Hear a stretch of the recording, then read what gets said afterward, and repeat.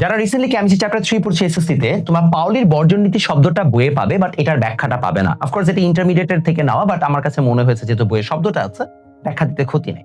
পাউলির বর্জন নীতি আমাদেরকে বলে যে কোনো পরমাণুতে বা অ্যাটমে আসলে 2টা ইলেকট্রনের কখনোই 4টা কোয়ান্টাম নাম্বার সেম হতে পারবে না।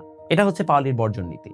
এখন এই 4টা কোয়ান্টাম নাম্বার যদি সেম হতে না পারে, তাহলে সেটা আমরা এখানে প্রমাণ করেও দেখিয়েছি যে দেখো অক্সিজেনের যদি আমরা শেষ 2টা ইলেকট্রনের কথা চিন্তা করি, তাহলে 2টা ইলেকট্রনের এইভাবে আমাদের যখন কোয়ান্টাম নাম্বারগুলো নেওয়া হয়েছে তারা কোনোভাবে সেম হচ্ছে না।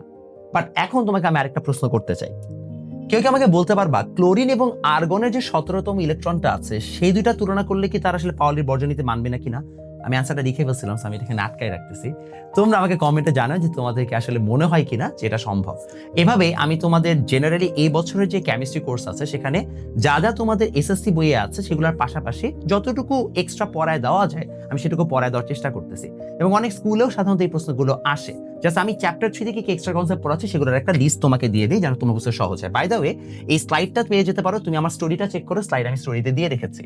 নাম্বার 1, আমি ফার্স্ট যে জিনিসটা হচ্ছে এখানে এক্সট্রা পড়িয়েছি সেটা হচ্ছে তোমাদের কোয়ান্টাম সংখ্যাটা আমি অনেক হচ্ছে যে ডিটেইলে এখানে এক্সট্রা ভাবে পড়িয়ে দিয়েছি। তোমাকে একটু দেখাই দেই, যেমন এই যে এখানে তুমি যদি আসো তাহলে দেখবা তোমাদের কোয়ান্টাম নাম্বার সম্পর্কে আমি খুব ডিটেইলে এখানে পড়িয়েছি। একদম 4টা কোয়ান্টাম নাম্বার সম্পর্কে তোমাকে এখানে জানানো আছে।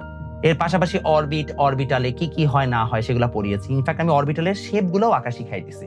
এটার পাশাপাশি আমি যেটা করেছি সেটা হচ্ছে তোমাদের আউফবাউ নীতি, তারপরে হচ্ছে যে হুন্ডের নীতি এবং ব্যতিক্রম যত ধরনের ইলেকট্রন বিন্যাস আছে সেখানে আমি ল্যান্থেনাইড অ্যাক্টিনাইডের সংকোচনটাও পড়াই দিছি। সো মোটামুটি আমার মনে হয় এর থেকে বেশি হচ্ছে যে ডেপথে কখনোই তোমাদের প্রশ্ন আসার কথা না।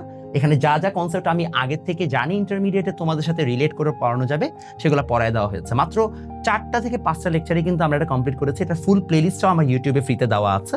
তো আমার ক্লাসটা যাচাই করো, তারপরে যদি মনে হয় তাহলে অবশ্যই ভর্তি হবে। এবং এই সকল কনসেপ্ট কিন্তু আমার এসএসসি কেমিস্ট্রি বইয়ের মধ্যেও আছে। তোমাদের যাদের বইটা নিতে মন চায় তারা ইংলিশ ভার্সন বাংলা ভার্সন দুইজনই আমাদের প্রতিজ্ঞা ওয়েবসাইট থেকে অর্ডার করে ফেলতে পারো।